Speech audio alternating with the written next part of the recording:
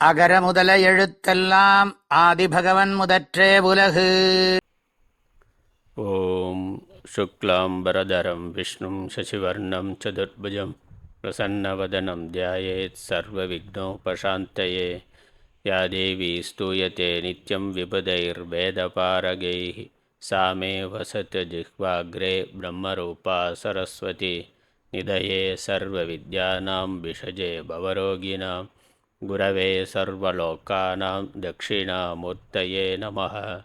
ஸ்ரீதட்சிணாமூர்த்திசுதேசிகேந்திரம் द्वैपायनं सूत्रकृतं मुनीन्द्रं श्रीशङ्करं भाष्यकृतं यतीन्द्रं मद्देशिकञ्चापि नमामि विद्यै. ॐ सहनाववतु सहनौ भुनक्तु सह वीर्यं करवावहै तेजस्विनावधितमस्तु मा विद्विषावहैः. ஓம் சாந்தி சாந்தி சாந்தி.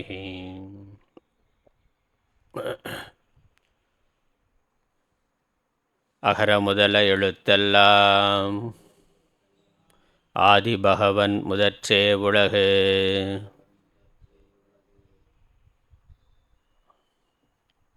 திருக்குறள் அறத்துப்பால் இல்லறவியல் அதிகாரம் 14. மியூட்டில் இருக்கா?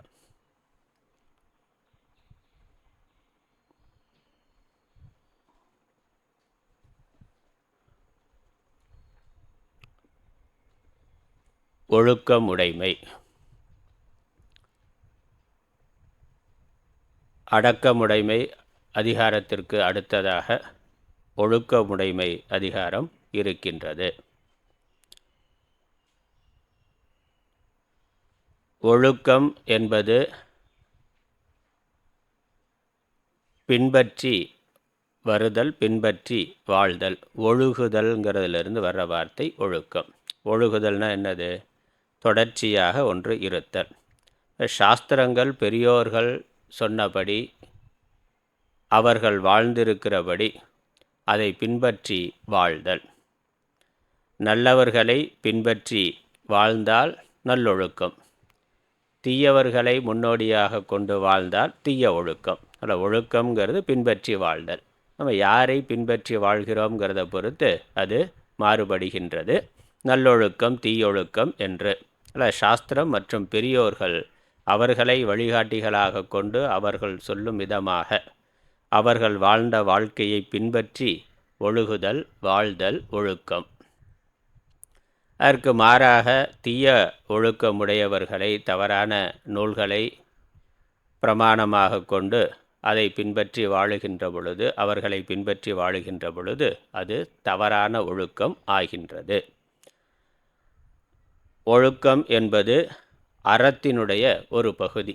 அரண் வலியுறுத்தல் தர்மம் என்பதை பார்க்கிறோம். தர்மத்தினுடைய ஒரு அம்சமாக ஒரு பகுதியாக இருப்பது ஒழுக்கம். அதில் ஒழுக்கம்ங்கிறது தனி மனித ஆச்சாரம், நன்னடத்தை. அறம்ங்கிறது பொதுவாக சமூகத்தில் மற்றவர்களிடத்தில் நாம் எவ்வாறு கொடுக்கிறோம், என்ன கொடுக்கிறோம் என்பது புண்ணிய காரியங்கள், புண்ணிய செயல்கள். சமூகத்தில் நம்ம செயல்படுதல், தர்மத்தை செய்தல். அதில் தனி மனிதனாக அதிகாலை எழுந்திருப்பதிலிருந்து இரவு உறங்கச் செல்லுகின்ற வரை நாம் தனிப்பட்ட முறையில் கடைபிடிக்கின்ற ஆச்சாரங்களுக்கு ஒழுக்கம்னு பேர். அழகா அதிகாலையில் எத்தனை மணிக்கு எந்திரிக்கலாம்னா எப்போ வேணாலும் எந்திரிக்கலாம். எழுந்தவுடன் என்ன பண்ணுறதுனா என்ன வேணாலும் பண்ணலாம். என்ன சாப்பிட்றதுனா எதை வேணாலும் சாப்பிடலாம். என்ன பேசுறது, எதை வேணாலும் பேசலாம், எப்படி வேணாலும் பேசலாம். என்ன செய்யறதுனா எதை வேணாலும் நம்மளுடைய மனம் போன போக்கில் செய்யலாம் என்று இல்லாமல், இதெல்லாம் இல்லாமல் எப்பொழுது எத்தனை மணிக்கு எழுந்திருக்க வேண்டும், எந்த நேரத்தில் எழுந்திருக்கிறது, எழுந்தவுடனே என்ன செய்கிறது, உணவு முதலானவைகளில் எதை எடுத்துக்கொள்ளுதல், எதை தவிர்த்தல், அதுவும் எப்பொழுது உண்ணுதல், எப்படி உண்ணுதல், இது முதலான அனைத்து விஷயங்களையும் பெரியோர்களை, சாஸ்திரங்களை பின்பற்றுதல். சாஸ்திரம் சொல்லி இருக்கிறபடி அனைத்தையும் பின்பற்றுதல் என்பது தான் ஒழுக்கம். வைகரை யாமும் துயில் எழுந்து தான் செய்யும் நல்லறமும் ஒன்பொருளும் சிந்தித்து வாய்வதில் தந்தையும் தாயும் தொழுதொழுக என்பதே முந்தையோர் கண்ட முறையினா. இப்போ முந்தையோர் சொல்லியிருக்கின்ற வாழ்க்கை முறை என்னது? வைகறை யாமம், வைகறை பொழுதுல துயிலெழணும், எழுந்தவுடனே இறைவனை சிந்தனை பண்ணணும், பெற்றோரை வணங்க வேண்டும், இப்படியெல்லாம் தர்ம சாஸ்திரங்கள் ஆச்சாரத்தை சொல்லியிருக்கின்றன. இதுதான் ஒழுக்கம். இவைகளை முறையாக பின்பற்றுதல். அல்ல, தனி மனிதன் தன்னுடைய அன்றாட வாழ்க்கையில் ஒவ்வொரு நாளும் கடைபிடிக்க வேண்டிய அறங்கள், நடத்தை முறைகள். அதனால் ஒழுக்கங்கிறது இன்னொரு வார்த்தையில் சொன்னால் நன்னடத்தை, நல்ல நடத்தை உடையவனாக இருத்தல், அதான் ஒழுக்கம் உடைமை. ஆச்சாரம் உடையவராக இருத்தல். இந்த ஒழுக்கம் என்பதும் சாமானிய தர்மம், விசேஷ தர்மம் என்று மாறுபடுகின்றது. சாமானிய தர்மங்கிறது அனைவருக்கும் பொதுவான தர்மம். விசேஷ தர்மம் அவர்களுடைய வாழ்க்கை நிலை, தொழில்நிலைக்கு ஏற்றாற் போல சில விஷயங்களில் மாறுபாடு இருக்கின்றது. அப்படி மாறுபட்டு இருக்கிறது, வேறுபட்டு இருக்கிறது விசேஷ தர்மம் என்று சொல்லப்படுகின்றது. இங்கே சாமானிய தர்மத்தை சொல்லுகின்றார். தத்தம் வாழ்க்கை நிலைக்கு ஏற்பனால ரெண்டுமே சேர்ந்து தான் கடைபிடிக்கணும். சாமானிய தர்மத்திலையும் விட முடியாது. விசேஷ தர்மமாக நம்ம எந்த ஆசிரமத்தில் இருக்கிறோமோ, எந்த மாதிரியான தொழில் செய்கின்றோமோ, அதற்கேற்ற மாதிரியான ஒழுக்கத்தையும் கடைபிடிக்க வேண்டும். தன்னுடைய வாழ்க்கை நிலைக்கு ஏற்றாற் போல ஒழுக்கத்தை கடைபிடித்தல் ஒழுக்கமுடைமை ஆகும். அதனால் இது ஒரு உடைமை, ஒரு சொத்து. முதல்ல அடக்கம் உடைமைன்னு சொல்லப்பட்டது, இங்கே ஒழுக்கம் உடைமை. அடக்கத்தை நம்முடைய உடைமையாக, சொத்தாக கொள்ள வேண்டும். அதை ஒரு நற்பண்பாக நாம் வளர்த்து கொள்ள வேண்டும். எப்படி பொருள் சேர்க்கிற மாதிரி இந்த பண்புகளையும் ஒரு மனிதனாக பிறந்த ஜீவன் தன்னுடைய முயற்சியினால், அறிவினால், கல்வி கேள்விகளால், நற்பண்புகளை, பழக்க வழக்கங்களால், சத்சங்கத்தினால் இவைகளை அறிந்து வளர்த்து கொள்ள வேண்டும். இது பரம்பரையாக பெற்றோர்களுக்கு இருக்கக்கூடிய நற்பண்புகள். அது குழந்தையிலேருந்து நம்மளை அறியாமலே நம்முடன் வருகின்றது. அது ஜெனட்டிக்கலாகவும் வரலாம். சின்ன வயசுலேருந்து நம்ம விவரம் தெரியாமலே பெற்றோர்கள் செய்வதை பின்பற்றி வருதல் என்பதும் இருக்கின்றது. பிறகு பள்ளிக்கு சென்று கல்வி கேள்விகளால் முறையாக கற்றுக்கொண்டு வளர்த்து கொள்ளுதல் என்பதும் இருக்குது. அல்லது பரம்பரையாக வர்றதும் இருக்குது. நம்முடைய முயற்சியினால் வளர்த்து கொள்ளுதல் என்பதும் இருக்கின்றது. பரம்பரையாக வர்றதில் சில கோளாறுகள் இருக்கலாம். முன்னோர்கள் முன்ன பின்ன வாழ்ந்திருக்கலாம். நம்ம பெரியோர்கள், வீட்டில் இருக்கக்கூடிய அம்மா அப்பா தாத்தா பாட்டி, மற்ற உறவுகள், அவர்களுடைய பழக்க வழக்கங்கள் வேறுபட்டு இருந்தாலும் நம்ம கல்வி கேள்விகளால் அதை விடுத்து, தவறானவற்றை விடுத்து சரியானவற்றை தேர்ந்தெடுத்து வாழ்தல் என்பது ஜீவனுடைய மனிதனுடைய முயற்சியில் இருக்கின்றது. அதனால் குல ஒழுக்கம் என்பதும் இருக்குது. அப்புறம் நம்மளுடைய பழக்கத்தினால, படிப்புனால் நாம் வளர்த்து கொள்ளுதல் என்பதும் இருக்கின்றது. அதனால் இந்த ஒழுக்கம் அடக்கம்ங்கிறதெல்லாம் மனித முயற்சியின் பார்ப்பட்டது. நம்மளுடைய முயற்சியோடு நாம் செய்ய வேண்டிய ஒன்று. அதனால தான் அது உடைமைன்னு சொல்கிறார். அதை நாம் உடையவராக ஆக்கி கொள்ளுதல், இதை நம்ம வளர்த்து கொள்ளுதல். செல்வம் பரம்பரையாக வர்ற செல்வம் இருக்குது. அதுக்கப்புறம் நம்மளுடைய முயற்சியினால் உழைப்பு செல்வத்தை கூடுதலாக அதை பெருக்கி கொள்ளலாம். பரம்பரை செல்வத்தை பெருக்கி கொள்ளலாம். அல்லது செல்வமே இல்லாத ஒரு சூழ்நிலையில் பிறந்திருந்தாலும் ஒரு மனிதன் தன்னுடைய முயற்சியினால் அந்த செல்வத்தை உண்டு பண்ணி கொள்ள முடியும், வளர்த்து கொள்ள முடியும். அதே மாதிரி தான் இந்த அடக்கம், ஒழுக்கம், இந்த மாதிரியான நற்பண்புகளும் பரம்பரையாக பெற்றோர்கள் நல்ல ஆச்சாரம் உடையவர்களாக இருந்தால் குழந்தைகளுக்கும் அது பரம்பரையாக சொத்தாக வருகின்றது. அப்படி இல்லை, அதை மேலும் இந்த ஜீவன் தன்னுடைய கல்வி கேள்விகளால் தான் வாழுகின்ற சமூக சூழ்நிலைக்கு ஏற்றாற் போல விருத்தி செய்து கொள்ளுதல் என்பதும் முடியும். அல்லது இல்லை என்றாலும் நல்ல சத்சங்கத்தினால, குருவினுடைய அனுகிரகத்தினால, அவனுடைய புண்ணிய பரிபாக்கத்தினால, அவனுடைய முயற்சியினாலேயும் அவன் அதை வளர்த்து கொள்ள முடியும். அதனால் இது மற்ற புறச்செல்வங்களை சேர்க்கிறது போல அகச்செல்வமாக இந்த ஒழுக்கம் சம்பாதிக்க வேண்டியது. அதனால தான் உடைமைன்னு சொல்கிறார். அதனால் இங்கே நற்பண்புகள் எல்லாத்தையுமே திருக்குறள் அடுத்தடுத்து பார்க்க போகிறோம். அடக்கமுடைமை அப்படின்னு தொடங்கி அடக்கமுடைமை, ஒழுக்கமுடைமை, அப்புறம் அன்புடைமை, பண்புடைமை, அறிவுடைமை எல்லாமே உடைமையாக, சொத்தாக சேர்க்க வேண்டியதுன்னு உடைமை என்று சொல்லப்பட்டிருக்கின்றது. அதனால் ஒழுக்கமுடைமைங்கிற அதிகாரத்தை இப்பொழுது நாம் பார்க்க இருக்கின்றோம். உடல் வாக்கு மனம் என்னும் முக்கரணங்களையும் அதர்ம வழி செல்லாமல் அடக்கியவர்கள் அவற்றை அறவழியில் செலுத்துதல். சென்ற அதிகாரத்தில் அடக்கமுடைமை இருந்தது. அடக்கமுடைமை என்ன என்று பார்த்தோம். பொறி வழி செல்லாமை, மனதை உடம்ப போக விஷயங்களின் வழி செல்லாமல், முக்கியமாக அதர்ம வழியில் செல்லாமல் நிறுத்துதல், கட்டுப்படுத்துதல், தர்மத்தின் பக்கம் செலுத்த வேண்டும்.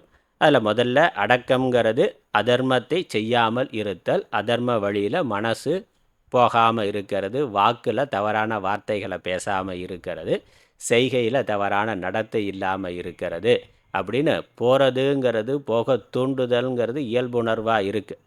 நம்மளுடைய பயிற்சியினால் முயற்சியினால் அவ்வாறு செல்லாமல் கட்டுப்படுத்துதல், ஒழுங்குபடுத்துதல், அடக்குதல் அடக்கமுடைமைன்னு பார்த்தோம். இங்கே ஒழுக்கமுடைமை என்னது?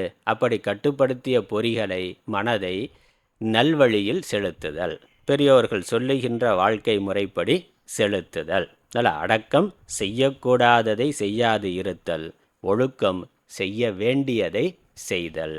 அதில் ஒரு தண்ணீர் மழை பெய்யுது, வெள்ளம் பெருக்கெடுத்து ஓடுதுன்னா அது எங்கெல்லாம் பள்ளம் இருக்கோ எல்லா பக்கத்துலேயும் ஓடும்.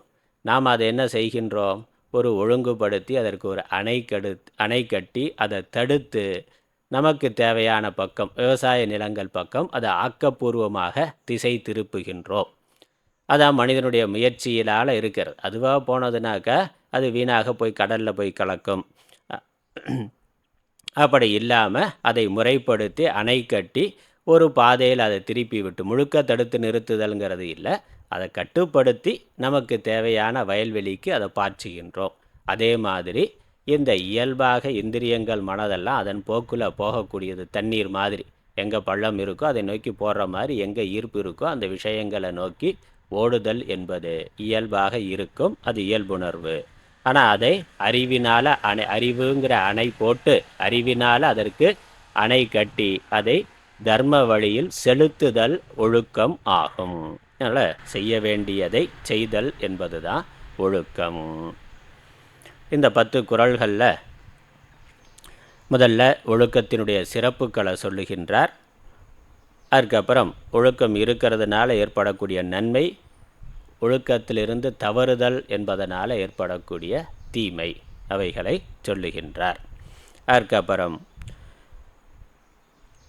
அதனால் ஏற்படக்கூடிய பலன், ஒழுக்கமாக இருக்கிறதுனால கிடைக்கக்கூடிய பலன் புண்ணியம், இன்பம். ஒழுக்கம் தவறுவதனால் கிடைக்கக்கூடிய பலன் பாப்பம், அதனால் வருகின்ற துன்பம். 9வது குறளில் வாக்கில் ஒருவன் அறத்தை கடைபிடிக்க வேண்டும் என்றும், ஏன்னா முக்கரணங்களில் மனது வாக்கு காயம், இந்த மனதிலிருந்து தான் வாக்குக்கும் சரீரத்துக்கும் செயலானது செல்லுகின்றது. ஆனால் வாக்கை கட்டுப்படுத்துதல், வாக்கில் அறத்தை கடைபிடித்தல், ஒழுக்கத்தை கடைபிடித்தல். அப்புறம் 10வது குறளில் செயலில் ஒழுக்கத்தை கடைபிடித்தல், அறத்தை கடைபிடித்தல். ஒழுக்கமாக இருக்கிறது தான் அறிவுடைமை, கல்வியின் பயன் அறிவு, அறிவின் பயன் ஒழுக்கம் என்று சொல்லுகின்றார். ஒரு குறளாக பார்க்கலாம். முதல் குறள் ஒழுக்கமுடைமையில் முதல் குறள். ஒழுக்கம் விழுப்பம் தரலான், ஒழுக்கம் உயிரினும் ஓம்பப்படும். ஒழுக்கம் விழுப்பம் தரலான், ஒழுக்கம் உயிரினும் ஓம்பப்படும்.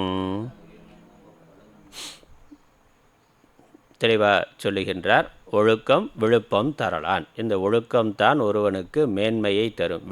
விழுப்பம் அப்படின்னா மேன்மை, உயர்வு, ஸ்ரேயஸ் அப்படின்னு சம்ஸ்கிருதத்தில் சொல்லுவோம். ஒரு ஜீவன் மேலே மேலே உயர்ந்த நிலைக்கு செல்வதற்கு முக்கியமாக தர்மம், தர்மத்தினால் கிடைக்கக்கூடிய புண்ணியம், அதற்கு மேலே இறைவன், இறைநிலையை அடைதல் என்ற பரம புருஷார்த்தம். அர்த்த காமங்கிறது இந்த உலக வாழ்க்கைக்கு, தர்மம் மோட்சம் என்பது அதான் நம்மளுடைய பரம புருஷார்த்தம். அதை அடைவதற்கு இந்த ஒழுக்கங்கிறது இன்றியமையாததாக இருக்கின்றது. அறத்தினுடைய ஒரு பகுதியாக ஒழுக்கங்கிறது இருக்குது. ஒழுக்கமாக இருக்கிறவன் தான் அர்த்த காமங்களையும் முறையாக அனுபவிக்க முடியும். அதற்கு மேலே மோட்சம் என்ற அந்த ஸ்ரேயஸ், அதனால் பிரேயஸ் ஸ்ரேயஸ்னு 2 சொல்லுவோம். பிரேயஸ்ங்கிறது இந்த உலக இன்பங்கள், ஸ்ரேயஸ் என்பது மோட்ச இன்பம். இந்த ரெண்டையுமே அடைவதற்கு ஒழுக்கங்கிறது முக்கியமானதாக இருக்கின்றது. அதனால் விழுப்பம் என்பது மேன்மை, உயர்வு. இப்போ இருக்க நிலைமையிலிருந்து, இப்போ இருக்க வாழ்க்கை நிலையிலிருந்து உயர்ந்த நிலைக்கு, மேல் நிலைக்கு செல்லுதல், அடுத்தடுத்த நிலைகளுக்கு உயர்ந்து செல்லுதல். அது எதனால் வரும்னா ஒழுக்கத்தினால வரும், ஆச்சாரத்தினால வரும்.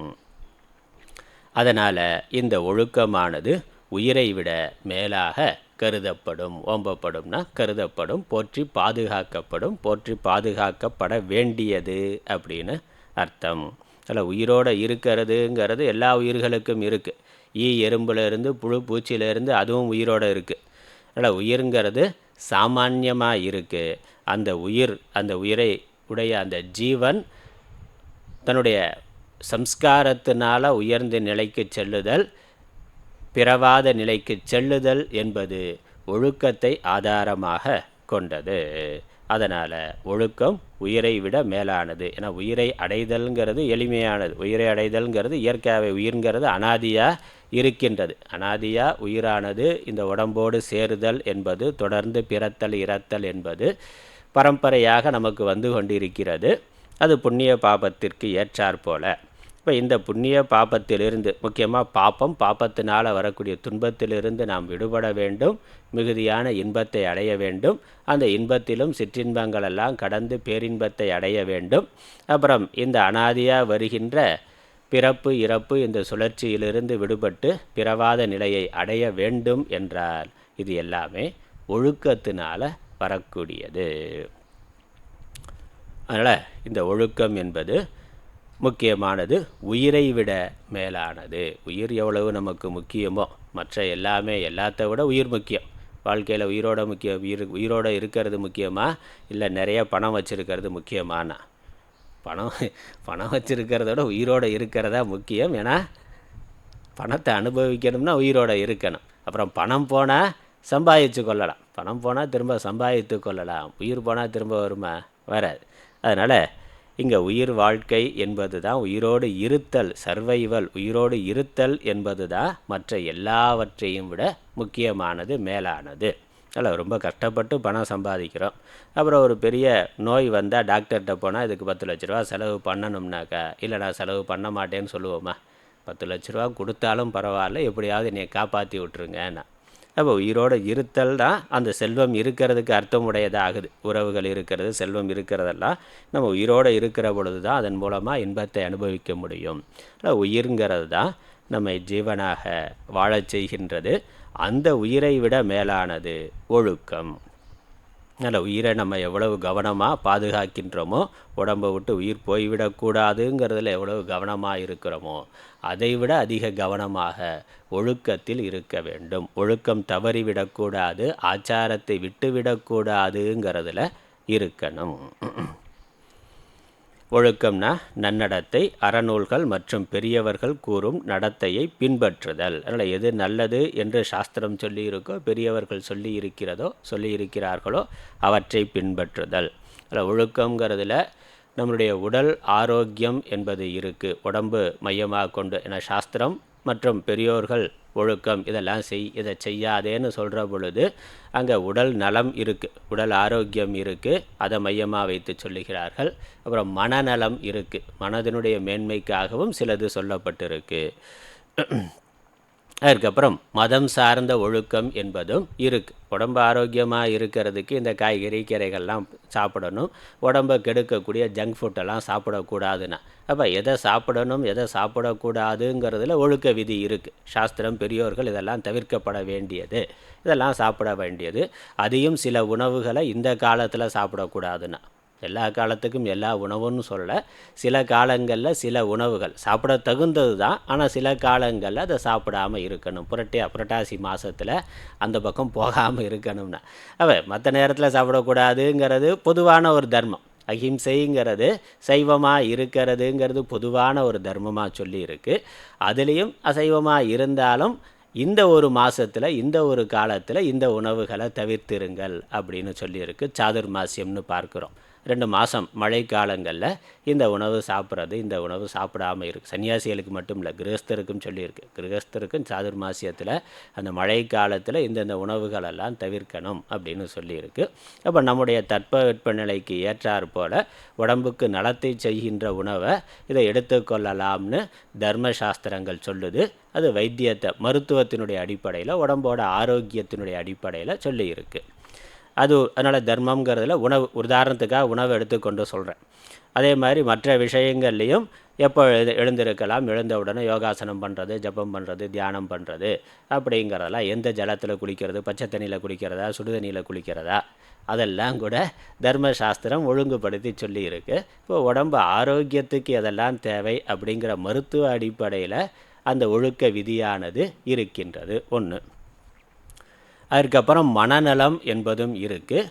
உடம்பு எவ்வளோ ஆரோக்கியமாக இருக்கிறது முக்கியமோ அதே மாதிரி மனசு ஆரோக்கியமாக இருக்கிறது முக்கியம். அப்போ மனதை சைக்காலஜிக்கலாக, மனோதத்துவ ரீதியாக எது நமக்கு தேவை, எதை நம்ம தவிர்க்கணும், எதை குறைக்கணும் என்பதையும் தர்மசாஸ்திரம் சொல்லுது. உணவை வைத்து கொண்டே பார்த்தா இந்த மனசு சத்துவம், ரஜஸ், தமஸ், உடம்பு மனது ரெண்டுமே இந்த முக்குணங்களுடைய அடிப்படையில் செயல்படக்கூடியது. சாந்தம் எப்பொழுதும் இருக்கணும், அமைதி இருக்கணும், சந்தோஷமாக இருக்கணும், மனது அமைதியாக இருக்கணும்னா மனசு சத்துவத்தில் இருக்கணும். மனசு சத்துவத்தில் இருக்கணும்னா உணவு சத்துவமாக இருக்கணும். சாத்விகமான உணவு மனதை சாத்விக குணத்தில் வைத்திருக்க உதவியாக இருக்கின்றது. மனசு சாத்விக குணமாக இருக்கிற பொழுது அமைதியாக இருக்கும், சந்தோஷமாக இருக்கும், புத்தி நல்லா வேலை செய்யும். அதுக்கெல்லாம் மனசு சத்துவ பிரதானமாக மனசு இருக்கிறது முக்கியம். சத்துவ பிரதானமாக மனசு இருக்கணும்னா உணவில் இருந்து தான் வர்றது நமக்கு குணம். அதனால் உணவு சாத்விகமாக இருக்கணும். அதனால் உப்பு புளி காரமெல்லாம் அளவாக இருக்கணும்னா, இப்போ அறுசுவை வேண்டான்னு சொல்லலை, அது ரொம்ப குறைவாக இல்லாமலே இருந்தால் தாமசமாயிரும், அளவுக்கு அதிகமாக இருந்தால் ராஜசமாக இருக்கும். மிதமாக இருக்கிறது, அளவாக இருக்கிறதுங்கிறது சத்துவமாக இருக்கும். அப்போ அந்த சாத்விக உணவு நம்ம மனதை சாத்விகத்தில் வைக்கின்றது, இருப்பதற்கு உதவியாக இருக்கின்றது. அப்படி மனோதத்துவ ரீதியாகவும் இந்த ஆச்சார விஷயங்கள், அதனால் இது மட்டும் இல்லை, எல்லாத்துலேயுமே எல்லா உணவு ஒரு உதாரணமாக, அதான் நமக்கு எளிமையாக புரியுங்கிறதுக்காக சொல்கிறேன். மற்ற எல்லா ஆச்சார விஷயத்திலையும் சாஸ்திரம் அப்படி தான் சொல்லுது. எதா இருந்தாலும் மிதம்னா யுக்தாகார விகாரஸ்யன்னு பகவத்கீதையில் சொல்கிறார். அப்போ ஆகாரம், விகாரம்னா விளையாட்டு, நம்ம செய்கின்ற தொழில், நம்ம தூங்குறது, எழுந்திருக்கிறது, இது எல்லாத்துலேயுமே சாத்விகமான அளவு, ரொம்ப அளவுக்கு அதிகமாகவும் இல்லாமல் ரொம்ப அளவு குறைந்தும் போகாமல் மிதமாக இருக்கிறது என்பது முக்கியமானது. அதுதான் ஒழுக்கம்னு தர்மசாஸ்திரம் வலியுறுத்துது. ஆனால் தர்மசாஸ்திரம் எதுவுமே வேண்டாம், கூடவே கூடாதுன்னு சொல்லலை.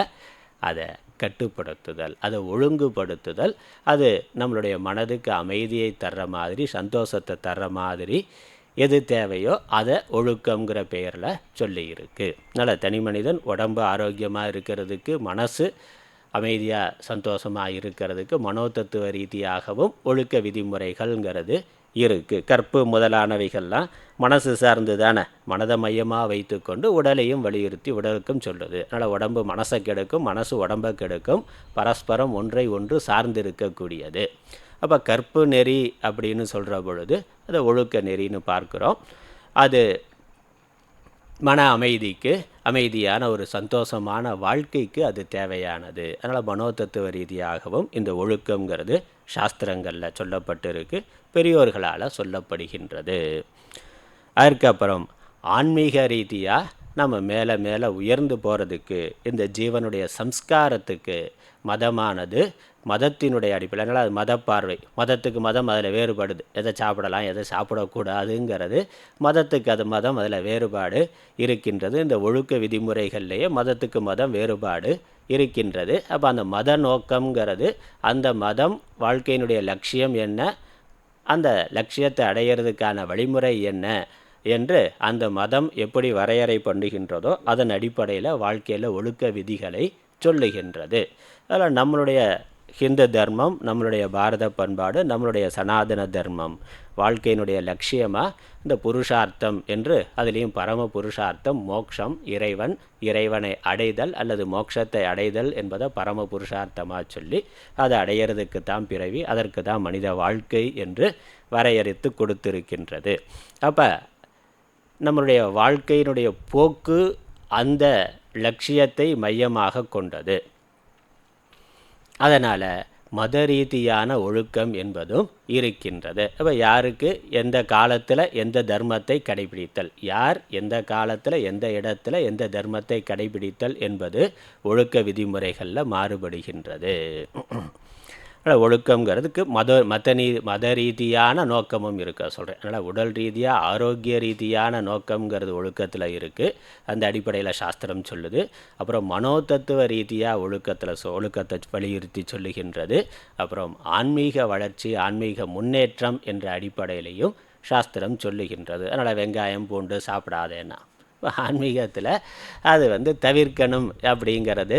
சுரக்காய், சில காய்கறிகள் இது தவிர்க்க வேண்டியதுன்னு. அதில் மருத்துவ குணம் இருக்கலாம், அதில் நிறைய மருத்துவ குணம் இருக்கலாம், அதை சாப்பிட்றதுனால உடம்புக்கு நன்மையாக ஏற்படலாம். ஆனால் ஆன்மீக வளர்ச்சிக்கு அது தடையாக இருக்கும் என்று என்கின்ற பொழுது சாஸ்திரம் அதை விளக்க வேண்டும் என்று சொல்லி இருக்கின்றது. அந்த மாதிரி விஷயங்களை எல்லோருக்கும் பொதுவாக சொல்லாமல் யார் ஆன்மீகத்தில் அல்லது கடவுளை, ஆன்மீகத்தை மையமாக கொண்டு இருக்கிறார்களோ அவர்கள் அவற்றை தவிர்க்க வேண்டும் என்று சாஸ்திரம் சொல்லி இருக்கின்றது. அதனால் இந்த ஒழுக்க விதிங்கிறது இந்த அடிப்படையில் தான் சாஸ்திரம் சொல்லி இருக்கு, பெரியோர்கள் சொல்லி இருக்கிறார்கள். அதனுடைய முக்கியத்துவத்தை நம்ம உணர்ந்து உயிரை விட மேலாக காக்க வேண்டும். பாகுபாடு இன்றி, அதனால் யார் யாருக்கு என்ன தர்மமானது சாஸ்திரம் சொல்லியிருக்கோ, எந்த ஒழுக்கம் சொல்லியிருக்கோ அது அதற்கான நன்மையை கண்டிப்பாக தந்தே தீரும் என்பதனால் ஒழுக்கம் எல்லோருக்கும் உயிரை விட மேலானது, அனைவருக்கும் உயிரை விட மேலானது. அது அவர்கள் எந்த தொழில் செய்தாலும், எந்த மாதிரியான வாழ்க்கையில் இருந்தாலும், இல்லை வாழ்க்கையில் எந்த பருவத்தில் இருந்தாலும் அவரவருக்கான ஒழுக்கம் என்பது முக்கியமானது. உயிருடையது இன்பம் துன்பம் இரண்டையும் அனுபவிக்கிறது. உயிரோடு இருக்கிறவனுக்கு இன்பம் துன்பம் ரெண்டும் மாறி மாறி வருது. ஆனால் இதில் எனக்கு துன்பம் வேண்டாம், இன்பம்தான் வேண்டும் என்று ஒருவன் விரும்பினால் அப்பொழுது ஒழுக்கம்தான் அந்த மேலான இன்பத்தை தரத்தக்கது. ஆகவே உயிரை விட ஒழுக்கமானது மேலானது. அதனால் நான் கண்ணா பின்னான்னு சாப்பிடுவேன், வாழ்க்கையில் சந்தோஷமாக இருக்கிறதுக்கு தானே வாழ்க்கை, அதனால் இஷ்டம் போல் சாப்பிட்டு கொண்டு இருப்பேன் அப்படின்னு சொன்னேன். என்ன ஆகுது? ஒரு குறிப்பிட்ட காலத்தில் எல்லா விதமான நோயும், ஏன்னா எல்லாத்தையும் கண்டதெல்லாம் சாப்பிட்டாக்கா, எல்லாவற்றையும் சாப்பிட்டாக்கா ஒரு குறிப்பிட்ட பருவத்தில் உடம்பு பலவீனம் அடைகிறது. உடல் உறுப்புகளெல்லாம் வயதாகின்ற பொழுது அதற்கு சக்தி இல்லாமல் போகிறதுனால நோய் முதலானவைகள் வருகின்றது. நோய் வந்ததுக்கு அப்புறம் சாப்பிடணும்னு ஆசை இருந்தாலும் சாப்பிட முடியாது. அப்போ கடைசி காலம் வரைக்கும் எல்லாத்தையும் நல்லா சாப்பிட்டு அனுபவிக்கணும்னாக்கா ஒழுக்கத்தை கடைபிடிக்கணும். ஒழுக்கம் இல்லாமல் நான் எல்லாத்தையும் மொத்தமாக அனுபவிக்கிறேங்கிற பொழுது உடம்பு மொத்தமாக கெட்டு போகின்றது. அதன் பிறகு வாழ்நாள் முழுக்க உப்பு இல்லாமல் சாப்பிடணும், சர்க்கரை சாப்பிடக்கூடாது, ஸ்வீட்டு சாப்பிடக்கூடாது, அதை சாப்பிடாத இதை சாப்பிடாதேன்னு சொல்லி சொன்னேன். அப்புறம் உயிர் வாழ்ந்து என்ன பிரயோஜனம்? சாப்பாட்டை கூட முறையாக அனுபவிக்க முடியாமல் வாழ்ந்தாக்க என்ன பிரயோஜனம்? அப்போ ஒழுக்கக்கேடுனால வாழ்க்கையினுடைய இறுதி வரைக்கும் நாம் அனுபவிக்க வேண்டிய சாதாரண லௌகிக்க சுகத்தை கூட ஒழுக்கக்கேடுனால அனுபவிக்க முடியாமல் போய்விடுகிறது. ஆகவே அதுக்கப்புறம் உயிர் வாழ்கிறதே அர்த்தம் இல்லாமல் போயிடுது. அதனால் உயிரை விட ஒழுக்கம் முக்கியமானதுன்னு சாஸ்திரம் சொல்லி இருக்குது. அதனால் பழைய படங்களை ரத்த கண்ணீர்லாம் பார்த்தாக்கா அது தெரியுதில்லை. ஒழுக்கம் இல்லாமல் வாழ்கிறதுனால வரக்கூடிய கேடுகள், உணவுனால் வரக்கூடிய கேடு மட்டுமல்ல, மற்ற ரீதியான ஒழுக்க தவறுதலால் வரக்கூடிய கேடுகள், மாது மற்ற என்னெல்லாம் இருக்கோ, இன்றைக்கி எல்லாம் கஞ்சாலாம் சாதாரணமாக கிடைக்குதுங்கிறான். அதனால் வரக்கூடிய சமூக குற்றங்கள் அதிகமாகுது. அதனால் அவனுக்கும் துன்பம், அடுத்தவனுக்கும் துன்பம். 15-20 வயசில் ஒரு கொலைகாரனாக ஆகிறான்னா, 20 வயசில் கொலைகாரனாகி குற்றவாளி சிறைக்கு போனால் அங்கே 30-40 வருஷம் சிறையிலேயே முழு வாழ்க்கை போயிடுது. அதுக்கப்புறம் அவன் வெளியே என்னத்தை அனுபவிப்பான்? ஒன்று ஆயுள் தண்டனை கைதியாக போயிடுறான், இல்லை ஒரு 30 வருஷம் சிறைச்சாலையில் இருக்கிறான். 20 வயசில் ஒழுக்கம் தவறி அதனால் வரக்கூடிய கோபம் முதலானவைகள், இல்லை கஞ்சா, போதை, மயக்கம் அல்லது வேறு ஏதோ குற்றங்கள், அதனால் ஒரு குற்றவாளி ஆகி சிறைக்கு போகிற பொழுது அவனுடைய முழு வாழ்க்கையையும் அவன் இழந்து விடுகிறான். என்ன காரணம்? ஒழுக்கம் தவறுதான் காரணம், அடிப்படை காரணம். அந்த பருவ வயசில் பள்ளி படிக்கிற வயதில் அல்லது கல்லூரி படிக்கிற வயதில், இளம் பருவத்தில் ஆர்வக்கோளாறு அல்லது தவறான தூண்டுதல், சினிமா மற்ற எல்லாமே தூண்டி விடுறதுக்கு இருக்கே ஒரு தவறான சேர்க்கை. அதனால் எது சரி தவறுன்னு தெரியாமல் இல்லை ஆர்வக் கோளாறில் செய்ய போய் முழு வாழ்க்கையையும் இழந்து விடுகிறார்கள். ஒழுக்கங்கிறது உயிரை விட முக்கியமானது. உயிரோடு இருக்கிறதுக்கே அப்போ தான் அர்த்தம் வருகின்றது, ஒழுக்கமாக இருக்கின்ற பொழுதுதான். அதனால் ஒழுக்கம் முக்கியமானது. இதெல்லாம் புரிந்து அதனால் அடுத்த குறள், 2வது குறள் என்ன சொல்கிறார்? 2வது குறள், பரிந்தோம்பி காக்க ஒழுக்கம் தெரிந்தோம்பித் தேரினும் அஃதே துணை. பரிந்தோம்பி காக்க ஒழுக்கம் தெரிந்தோம்பித் தேரினும் அஃதே துணை. பரிந்து ஓம்பி, பரிந்துனா வருந்தின்னு அர்த்தம். அது கடைபிடிப்பதற்கு கடினமானதாக இருந்தாலும், ஏன்னா ஒழுக்கமாக தர்மமாக வாழ்கிறது, ஆச்சாரத்தை சில நியதிகளை கடைபிடிக்கிறதுங்கிறது கஷ்டம். காலையில் 5 மணிக்கு எழுந்திருக்கணும்னா, வைகரை யாமம்னா பிரம்ம முகூர்த்தத்தில் எழுந்துனா, அதுவும் மார்கழி மாதம்னா இன்னும் சீக்கிரமாகவே எழுந்துனா. ஏப்ரல் மாதத்தில் சீக்கிரமாக எழுந்துன்னு சொல்லியிருந்தாலும் பரவாயில்ல, மார்கழி மாத குளிரில் 8 மணிக்கு எந்திரிக்கணுமான்னு யோசனை இருக்கிற பொழுது மார்கழி மாதத்தில் தான் வழக்கமாக எந்திரிக்கிறத விட சீக்கிரமாக எந்திரினா. வழக்கமாக 5 மணிக்கு எந்திரிப்பேன், 6 மணிக்கு எந்திரிப்பேன்னா மார்கழி மாதத்தில் 4 மணிக்கே எந்திரின்னு சாஸ்திரம் சொல்லுகின்றதுன்னா. அப்போ என்னதான் கஷ்டமாக தான் இருக்குது, எழுந்திருக்கிறதே கஷ்டமாக இருக்குது, அதுவும் 4 மணிக்கு எந்திரிக்கிறதுனாக்கா அது அதை விட கடினமான ஒன்று. அப்போ அது வருத்தமாக இருந்தாலும் கஷ்டமாக இருந்தாலும் அதை கடைப்பிடித்து காக்க ஒழுக்கம் காக்க. எவ்வளவு கடினமாக இருந்தாலும் சாஸ்திரம் சொல்லி இருக்கு, பெரியவர்கள் சொல்லி இருக்கிறார்கள். எனக்கு அதில் விருப்பம் இல்லை என்றாலும் அல்லது விருப்பம் இருக்கு உடம்பு ஒத்துழைக்கவில்லை என்றாலும் அதை கடைபிடிக்கணுங்கிறதுல உறுதியாக ஒருவன் இருக்க வேண்டும். ஏனெனில் தெரிந்தோம்பி தேரினும் அஃதே துணை. எல்லா சாஸ்திரங்களையும் ஆராய்ந்து பார்த்தா ஒரு ஜீவன் உய்வடைவதற்கு உற்ற துணையாக இருப்பது ஒழுக்கமே என்று எல்லா அறநூல்களும் சொல்லுகின்றன. அதனால் சாமான்யமாக பார்த்தாலே நமக்கு அது தெரிகின்றது. அதுலேயும் எண்ணற்ற தர்மங்களை சாஸ்திரம் சொல்லுகின்றது. அந்த எல்லா தர்மத்தை விட ஒழுக்கங்கிறது பிரதானம் என்று சொல்லுகின்றது. அதனால் அன்னதானம், கோதானம் முதலான தானங்கள் எல்லாம் தனி மனித அதை எல்லாத்தையும் விட, அதனால் ஒரு புண்ணியம் வரும். ஆனால் அதை விட அதிகமான புண்ணியம் தனி மனித ஒழுக்கத்தினால வரக்கூடியது. மற்ற அறங்கள் எல்லாம் வரையறைக்குட்பட்ட புண்ணியத்தை தரும். ஒழுக்கமானது ஜீவனை பண்படுத்தி வரையறையற்ற மோட்சம் வரை துணையாக வருதலால். அதனால் கடைசி வரைக்கும் துணையாக வர்றது ஒழுக்கம் என்பது தான். ஒருவன் நல்ல படித்திருக்கலாம், கல்விங்கிறது வாழ்க்கையில் முக்கியமானது.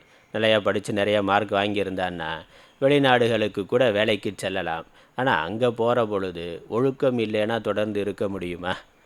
ஒழுக்கங்கிறது தான் அங்கே நம்மை காப்பாற்றக்கூடியது. வெறும் வேலை மட்டும், வெறும் படிப்பு மட்டுமே நம்மை காப்பாற்றி விடாது.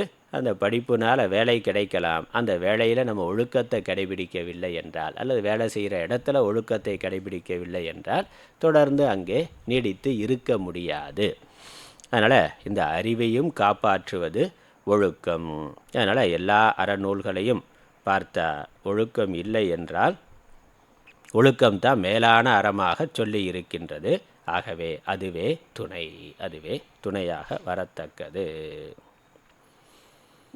அடுத்த குறள் இப்படி ஒழுக்கத்தோட சிறப்பை சொல்கிறார். 5வது குறள் வரைக்கும் ஒழுக்கத்தினுடைய சிறப்பு, முக்கியத்துவம், இன்றியமையாமை. ஆகவே அது பாதுகாக்கப்பட வேண்டியது, வளர்த்து கொள்ளப்பட வேண்டியது என்பது தான். 3வது குறள், ஒழுக்கம் உடைமை குடிமை இழுக்கம் இழிந்த பிறப்பாய்விடும். ஒழுக்கம் உடைமை குடிமை இழுக்கம் இழிந்த பிறப்பாய்விடும்.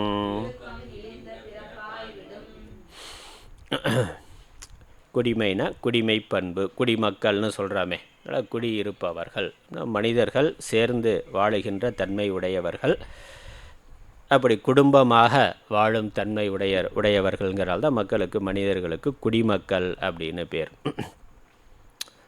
சிட்டிசன் ஒரு நாட்டினுடைய பிரஜையாக இருப்பவன். இப்போ ஒரு நாடு ஒரு தர்மம், ஒரு கலாச்சாரம், பண்பாடு அப்படின்னா அதற்குன்னு ஒரு பரம்பரையான விஷயம் இருக்குது. அதை அறிந்து அதை பின்பற்றி வருகிறவன் தான் குடிமக்கள்.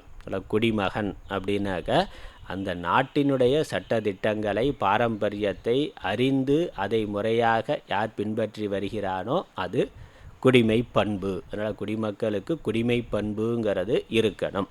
இந்த திருக்குறள்லேயே பின்னாடி குடிமையினே ஒரு அதிகாரம் இருக்குது. குடிமையினே ஒரு அதிகாரம் தனியாக இருக்குது. இப்போ குடிமக்களுக்கு இருக்க வேண்டிய தர்மம் என்னங்கிறத பின்னாடி சொல்கிறார்.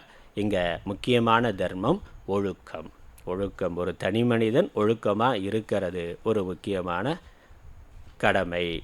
ஏன்னா சமூகம் பல ஆயிரம் பேர் இருக்கிறார்கள், பல ஆயிரம் பேர் சேர்ந்து இருக்கிறது தான் சமூகம். அதில் ஒவ்வொரு மனிதனும் ஒழுக்கமாக இருந்தால்தான் அந்த சமூகமானது சீரான இயக்கத்தில் இருக்கும். சைக்கிள் இருக்குது, சைக்கிள் ஓட்டுறோம், சைக்கிளில் செயின் இருக்குன்னா செயின்கிறது என்னது? பல தொடர்ச்சியான அந்த கன்னிகள், பல துண்டு துண்டான பகுதிகள் தொடர்ச்சியாக சேர்ந்து இருக்கிறது தான் செயின். அந்த செயின் தான் சைக்கிள் இயங்குவதற்கு முக்கியமானதாக இருக்குது. நம்ம மிதிக்கிற அந்த விசையை அதை சக்கரத்துக்கு கொடுத்து அதை முன்னோக்கி செலுத்துவதாக இருக்கிறது அந்த செயின் தான். 2 சக்கரத்தையும் இணைக்கக்கூடியதாக இருக்கின்றது. அதில் ஒரே ஒரு கன்னி அது மட்டும் போச்சுன்னா ஒன்று தானே போச்சு அப்படின்னு சொல்ல முடியுமா? ஒன்று போச்சுன்னா மொத்த செயினே அந்த தொடர்பு விட்டு போய்விடும். சைக்கிளை பயன்படுத்த முடியாமல் தள்ளிட்டு தான் போகணும். அதுக்கு மேலே அவ்வளோதானே. சைக்கிளில் செயின் அறுந்து போச்சுனாக்கா, இல்லை செயின் கலந்து போச்சு, பயன்படுத்த முடியலைன்னா என்னாச்சு? ஒட்டுமொத்த சைக்கிளும் வேஸ்ட் ஆயிடுது. அதை தள்ளிட்டு தான் போகணும். அதை விட விலை உயர்ந்த பகுதிகள் அந்த சைக்கிளில் இருக்கலாம். அந்த செயினில் ஒரு பகுதி போச்சுன்னா, ஒரே ஒரு கன்னி விட்டு போச்சுன்னா மொத்த சைக்கிளும் பயன்படாததாக ஆகிவிடுகிறது. அதே மாதிரி ஒரு தனி மனித ஒழுக்கம் என்பது ஒட்டுமொத்த சமூகத்தினுடைய இயக்கத்திற்கு முக்கியமானதாக இருக்கின்றது. ஒரு ஆள் சரியில்லைன்னா அவன் கெட்டது மட்டுமில்லை, மற்றவர்களையும் கெடுத்து விடுகிறான். அதே மாதிரி ஒரு தனி மனித வாழ்க்கையிலையும் பல வேறு நல்ல பண்புகள் நிறையா இருந்தாலும் ஒழுக்கங்கிற ஒன்று இல்லை என்றால் அவனுடைய ஒட்டுமொத்த வாழ்க்கையும் வீணாகிவிடும். நிறைய தானப்பிரபு நல்லா தானம் பண்ணுவார்னா, ஆனால் எப்படி பண்ணுவார்? கொள்ளையடிச்சு பண்ணுவார்னா. இல்லை தனிப்பட்ட முறையில் அவர் ஒரு பக்கம் குடிக்கிற பழக்கம் இருக்குது, வேறு எல்லா கெட்ட பழக்கமும் இருக்குது. அதோட தானம் பண்ணுறதுங்கிற ஒரு நல்ல பழக்கம், கையில் நிறையா பணம் வச்சுருந்தாருனாக்கா அவர் கேட்குறவங்களுக்கு இல்லைன்னு கொடுப்பார். அந்த இல்லைன்னு கொடுக்கறது ஒரு நல்ல பண்பாக இருக்கலாம்.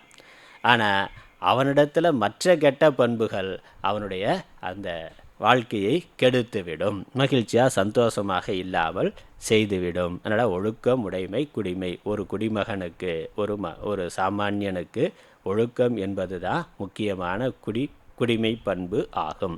ஏன்னா மனிதனாக பிறந்தவன் ஒழுக்கத்தை கடைபிடித்தல் என்பது முக்கியமானது. ஆடு மாடு விலங்குகளுக்கெல்லாம் இந்த கட்டாயம் கிடையாது. அது காலையில் 5 மணிக்கு எழுந்திரிச்சு கோபூஜைக்கு போகணுன்னு இருக்க, கோயிலுக்கு போகணுன்னு இருக்க, ஒன்றும் கிடையாது. இதை செய்யணும் அதை செய்யணும்னு கிடையாது. அப்போ இந்த ஒழுக்க விதிங்கிறது எங்கே இருக்குது? யாருக்கு இருக்குது? மனிதனுக்கு தான் இருக்குது. மனித சமுதாயத்தில் தான் ஒழுக்க விதிங்கிறது இருக்கின்றது. அதனால் நான் ஏன் ஒழுக்கத்தை கடைபிடிக்கணும், நான் ஏன் பல்லு விளக்கணும், நான் ஏன் குளிக்கணும், இந்த மாதிரி மற்ற விஷயங்களெல்லாம் கேட்கிறார். அதனால் ஒருவனுக்கு ஒரு தீன் ஆடு மாடு எல்லாம் இருக்கான்னா ஏன் மனிதன் மட்டும் ஒருவனுக்கு ஒரு தீன் ஒரு நியத்தியை வைத்து கொள்ளணும்? இயற்கையாக ஆடு மாடு விலங்குகள் மாதிரி வாழலாமே அப்படிலாம் கேட்குறான். பகுத்தறிவுங்கிற பேரில் இப்படியான கேள்விகளெல்லாம் வருது. அப்போ அந்த கேள்வியை கேட்டேன்னா இப்போ ஆடு மாடுக்கும் மனுஷனுக்கும் வித்தியாசம் இல்லைன்னு தான் அர்த்தம். மனிதனாக இருக்கிறவனுக்கு ஒரு வேறுபாடு இருக்குன்னா இந்த ஒழுக்கம், தர்மம் இதெல்லாம் வச்சு தானே வேறுபாடு இருக்குது. ஆனால் ஆடு மாடெல்லாம் அப்படி இல்லையே, மனுஷனாகிய நான் மட்டும் ஏன் அப்படி இருக்கணும்னு கேட்டால், நீ மனுஷனாக இருக்கிறதுனால தான் அப்படி இருக்கணும். ஆடு மாடாக இருந்தால் யாரும் அதை சொல்ல போகிறதில்ல, ஏன் கேள்வி கேட்க போகிறது இல்லை. ஒழுக்கம், உடைமை, குடிமை. இழுக்கம்னா ஒழுக்கத்துக்கு எதிர்ப்பதம் இழுக்கம். அப்போ ஒழுக்கம் தவறுதல் என்பது இழிந்த பிறப்பாய் விடும். அவன் மனிதனாக இருக்க மாட்டான், விலங்கு மாதிரி அவனுடைய வாழ்க்கையானது ஆகிவிடும். அந்த மனித பண்புங்கிறது ஒழுக்கங்கிற பண்பு இல்லை என்றால் ஒருவன் விலங்கிற்கு சமானமாக அவனுடைய வாழ்க்கையானது இருக்கும். அப்புறம் கடவுள் என்ன பண்ணுவார்? இவன் மனுஷனாக இருந்து நாய் மாதிரி வாழ்ந்துக்கிட்டு இருக்கிறான், இவன் ஏன் மனுஷன் உடம்புல இருந்து கஷ்டப்படணும்னு அடுத்த பிறவி நாயாவே கொடுத்துருவார். அவ்வளோதான், சிம்பிள். ஆனால் இழிந்த பிறப்பு அப்படிங்கிறது அடுத்த பிறவி கீழே போயிடுவான்னு. இந்த பிறவியில் ஒழுக்கத்தை கடைபிடிக்கலைன்னா அடுத்த பிறவியில் ஒழுக்கம் இல்லாத ஆடு மாடாமல் படைத்து விடுவார்.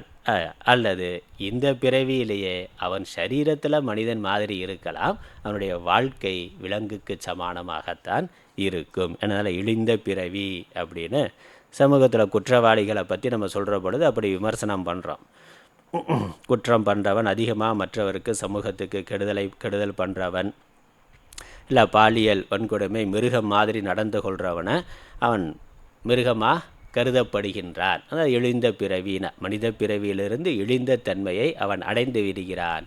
சாஸ்திரம் சொல்கிறது அடுத்த பிறவி அவன் அதே இழிந்த சரீரத்தோடையே போய்விடுவான். வாழ்ந்து கொண்டு இருக்கிற பொழுதே இழிவை அடைவான். அடுத்த பிறவியில் பகவானே எதுக்கு கஷ்டப்படுறேன்னு அந்த மாதிரியான சரீரத்தையே கொடுத்து விடுவார். அதனால் இழிந்த பிறப்பாய் விடும். ஆகவே ஒழுக்கங்கிறது தான் மனித பண்புனா, மனிதனை மனிதனாக இருக்கச் செய்வது ஒழுக்கம். அதனால் மனித பண்புன்னு சொல்கிறோம், மனிதாபிமானம்னு சொல்கிறோம்.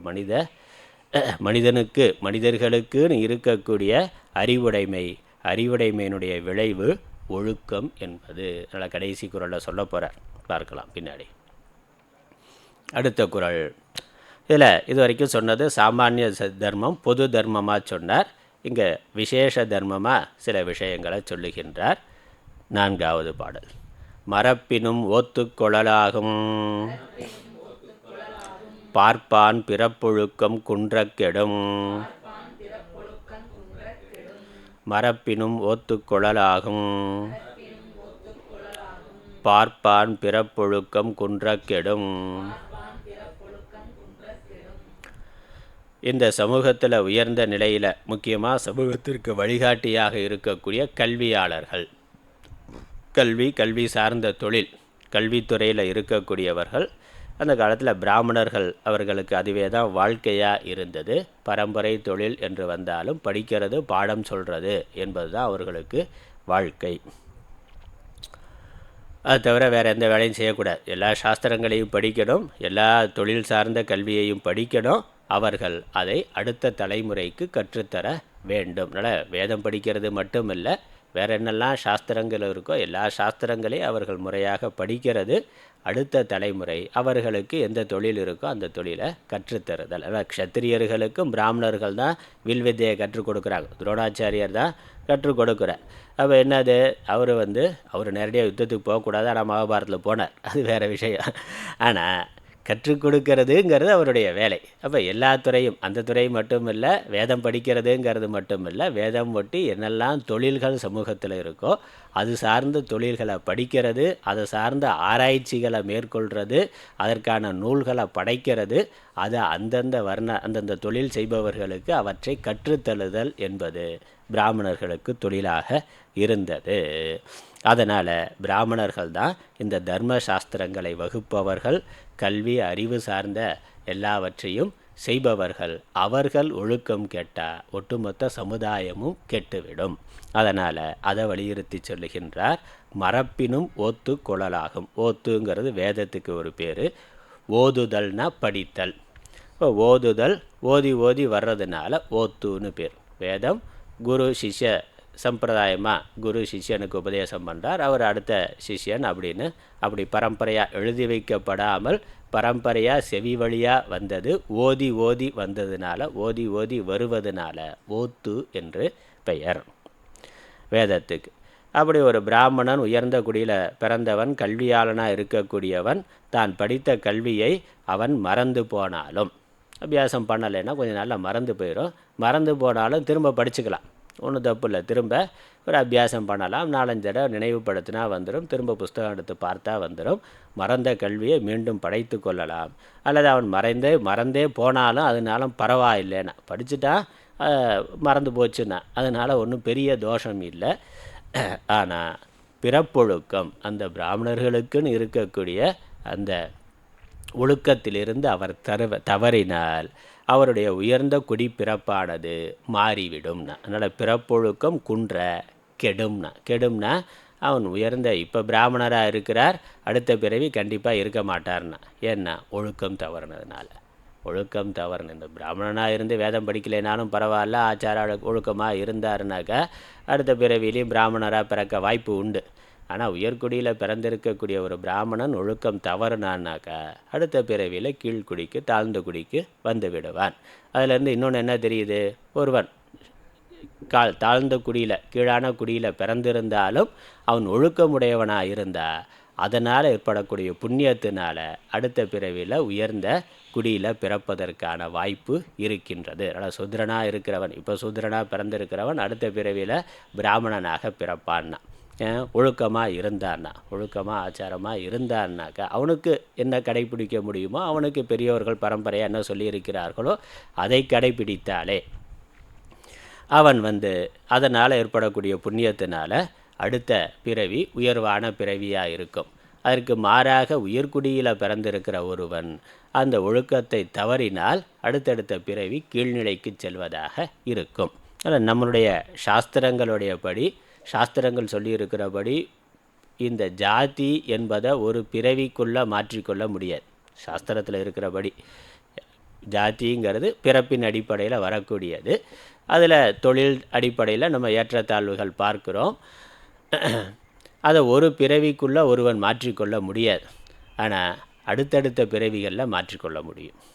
சொல்லு, இந்த பிறவியில் அவனுக்கான தர்மம் என்னவோ அதை சரியாக கடைபிடித்தானா, முக்கியமாக ஒழுக்கம் பக்திங்கிறது இருந்தால் அடுத்த பிறவியில் அவன் உயர்வாக பிறப்பான். கஜேந்திர மோட்சம்லாம் பார்க்குறோம். யானையாக இருந்தாலும், அடுத்த மனிதனுக்கு கீழே விலங்காக இருந்தாலும் கஜேந்திர மோட்சம், காளகஸ்தி, அப்படி மனிதனுக்கு கீழே இருக்க மற்ற உயிரினங்கள் கூட அதனுடைய பக்தியினால் உயர்கத்தியை அடைகிறதுன்னு நம்ம புராண இதிகாசங்கள் சொல்லியிருக்கின்றன.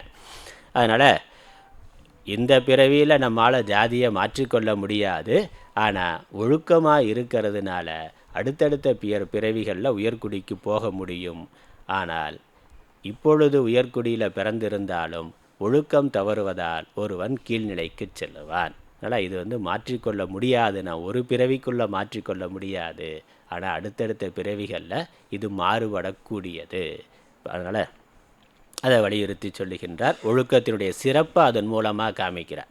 ஒழுக்கத்தினுடைய சிறப்பு, ஒழுக்கத்தினால் ஒருவன் இப்பொழுது கீழ்நிலையில் இருந்தாலும் அடுத்தடுத்த பிறவிகளில் உயர்ந்த நிலைக்கு செல்ல முடியும். ஒழுக்கம் இல்லாத ஒருவன் இப்பொழுது உயர்குடியில் பிறந்திருந்தாலும் அடுத்தடுத்த பிறவிகளில் கெட்டு போவான்னா கீழ்நிலைக்கு செல்லுவான். அடுத்த பாடல் 5. உயர்வு கெடும்னு போனதில் சொன்னார், இங்கே உயர்வு இல்லைங்கிறத சொல்லுகின்றார். அழுக்காறு உடையான் கண் ஆக்கம் போன்றில்லை, ஒழுக்கம் இலான்கண் உயர்வு. அழுக்காறு உடையான் கண் ஆக்கம் போன்றில்லை, ஒழுக்கம் இலான்கண் உயர்வு.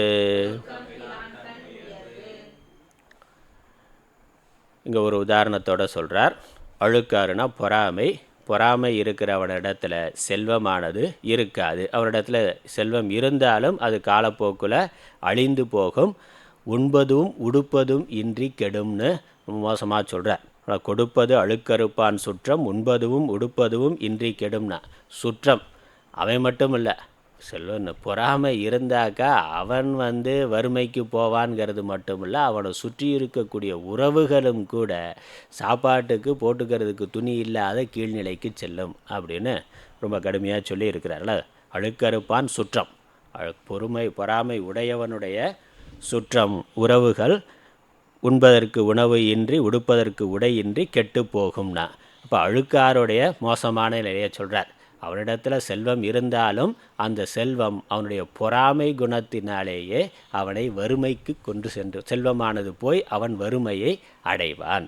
அது மாதிரி, இது உதாரணம், அது மாதிரி ஒழுக்கம் இலான்கண் உயர்வு இல்லைங்கிறத இங்கேயும் சேர்த்து கொள்ளணும். ஒழுக்கம் இலான்கண் உயர்வு இல்லை. ஒழுக்கம் இல்லாதவனிடத்தில் உயர்தல் என்பது, உயர்நிலைக்கு செல்லுதல், உயர்கதிக்கு செல்லுதல் என்பது இல்லை.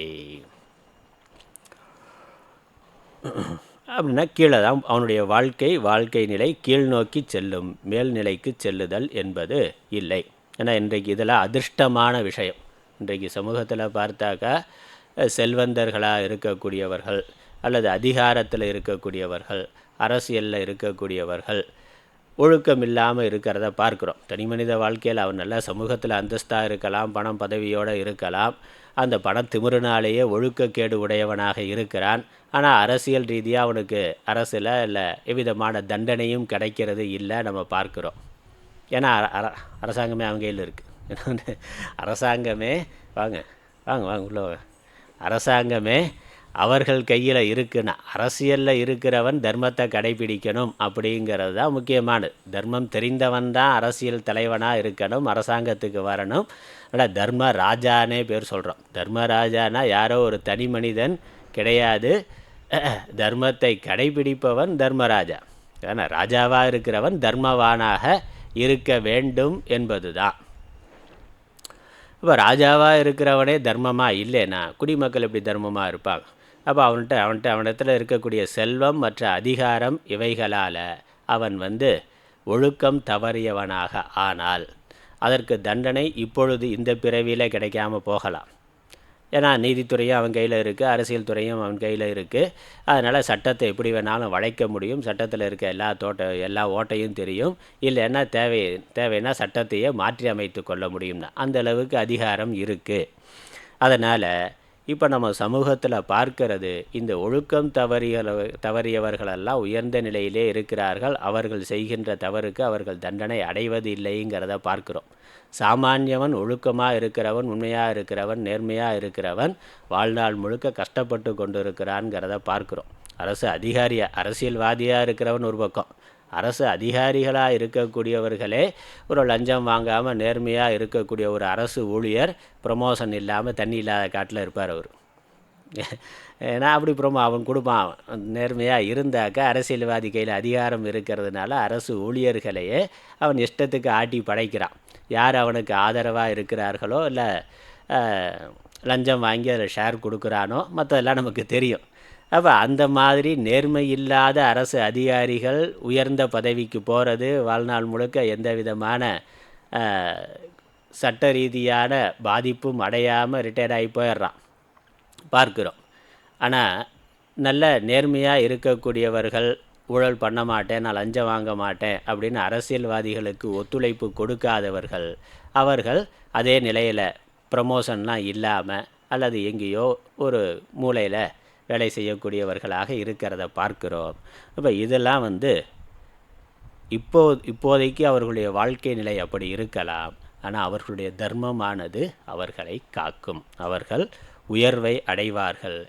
இப்பொழுது அவர்களுடைய பணத்தினாலேயோ அதிகாரத்தினாலேயோ உயர்ந்த நிலையில் இருப்பது போல இருந்தாலும் ஒழுக்கம் இல்லாதவர்கள் இறைவனுடைய சட்டப்படி அதற்கான தண்டனையை அடைவார்கள். அதனால் அவர்கள் தனிப்பட்ட முறையில் ஒரு ஜீவன்கிற முறையில் அவர்களுடைய வாழ்க்கையானது உயர்கதி அடைவது இல்லை. அதான் முக்கியமாக பார்க்கணும்.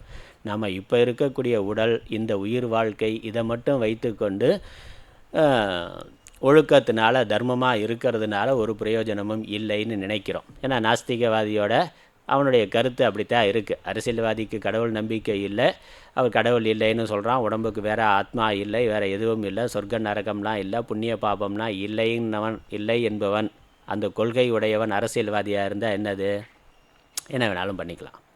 அவனுக்கு சட்டம் அவன் கையில் இருக்குது, அதனால் சட்டத்துக்கு பயப்பட வேண்டியதில்லை. அவனுக்கு கடவுள் நம்பிக்கை இல்லை, அதனால் கடவுளுக்கும் பயப்படுறது இல்லை, எல்லா அக்கிரமும் பண்ணுறான். அவனுக்கு கடவுள் நம்பிக்கை இல்லை என்றாலும் கடவுள் இல்லைன்னா இருமா, அது இருக்கே. அப்போ அது அதற்கான தண்டனையை கொடுக்கும், உரிய காலத்தில் கொடுக்கும். அதனால் இந்த மனித வாழ்க்கையில் அவன் தவறாக ஒழுக்கம் இல்லாதவனாக இருக்கிறதுனால செய்கின்ற பாப்பங்களை அடுத்த பிறவியில் கண்டிப்பாக அடைவான். அந்த ஜீவனுக்கு வரக்கூடிய பாப்பங்கள் வரும்.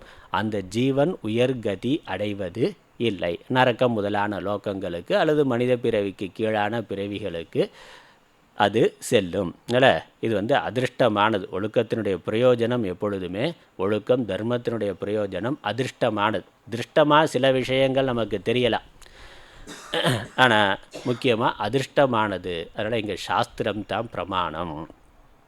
ஒழுக்கம் இலான்கண் உயர்வு இல்லை. அதனால் ஒழுக்கம் இல்லாதவன், அந்த ஒழுக்கம் இல்லாத ஜீவன், அதனால் அதை நம்ம பார்க்கணும். இந்த மனித உடல் அப்படிங்கிறது அதை பார்க்காம அந்த உள்ளே இருக்கக்கூடிய ஜீவன், அந்த ஜீவனுடைய சம்ஸ்காரத்தில் ஒழுக்கமானது இல்லை என்றால் அது கீழ்நிலையை அடையும். அதனால் உள்ளே இருந்து அது கெடுக்கும், வெளியே தெரியாது. வெளியே அது தெரியாது. அதனால் பார்த்தா உடம்பு ஆரோக்கியமாக இருக்குது. ஆனால் மற்ற தவறான பழக்கங்கள்னால என்ன ஆகுது, உடம்புக்கு உள்ளே இருக்க உறுப்பு கெட்டு போகுது. அது வெளியே தெரியறதில்ல, வெளியே நமக்கு தெரியறதில்ல.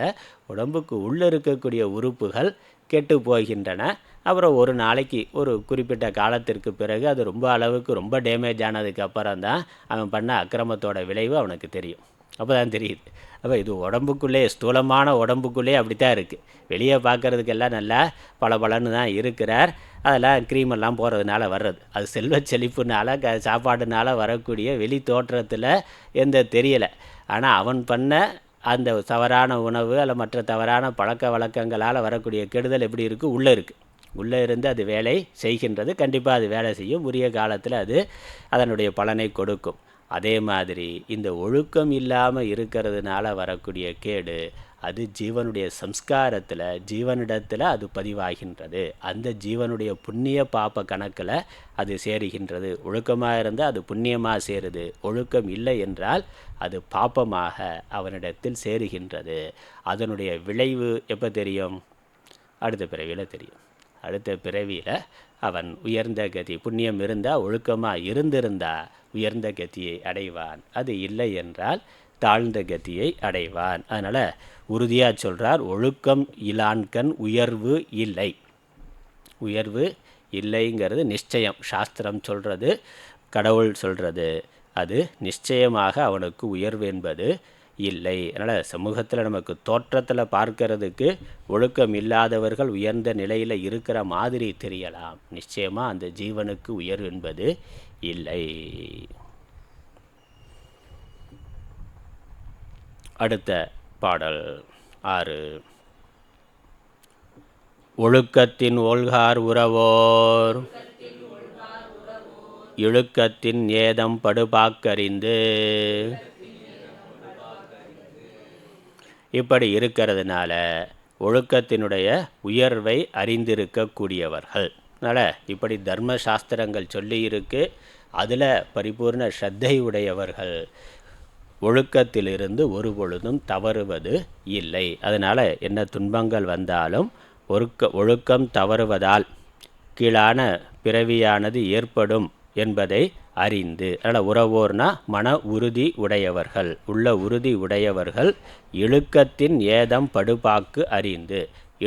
ஒழுக்கம் தவறுவதனால் வருகின்ற கேட்டினை அறிந்து அவர்கள் ஒழுக்கத்திலிருந்து ஒரு பொழுதும் குறைவுபடுவது இல்லை, தவறுவது இல்லை. அதனால் சாஸ்திரம் தெளிவாக சொல்லுது, கடவுள் நம்பிக்கை இருக்கிறவர்கள் அவர்கள் ஒரு பொழுதும் தங்களுடைய தர்மத்திலிருந்து, புற வாழ்க்கையில் எவ்வளோ வறுமை வேணாலும் வரலாம், எவ்வளோ கஷ்டம் வேணாலும் வரலாம், எவ்வளோ நெருக்கடிகள் வரலாம், அதனால் அவர்கள் தர்மத்திலிருந்து விலகுவது இல்லை. இப்போ வரக்கூடிய கஷ்டம் நெருக்கடிகளெல்லாம் முந்தின பிறவியில் செய்த பாப்பத்தினுடைய விளைவு. அந்த பாப்பம் வேலை செய்யுது. அதனால் இப்பொழுது வாழ்க்கையில் நமக்கு கஷ்டம் வருகிறது, துன்பம் வருகிறது. அது இப்போ நம்மளுடைய வாழ்க்கைக்கும் அதற்கும் நேரடியான தொடர்பு இல்லை. இப்போ நாம் என்ன செய்து கொண்டு இருக்கிறோம் என்பதும் இப்பொழுது நாம் என்ன அனுபவிக்கிறோம் என்பதும் நேரடியான தொடர்பு உடையது அல்ல. இப்பொழுது நாம் அனுபவிக்கிறதெல்லாம் ஏற்கனவே செய்த வினையினுடைய பலன். இப்பொழுது நாம் செய்யக்கூடியதெல்லாம் எதிர்காலத்தில் நமக்கு பலனாக வந்து சேரும்.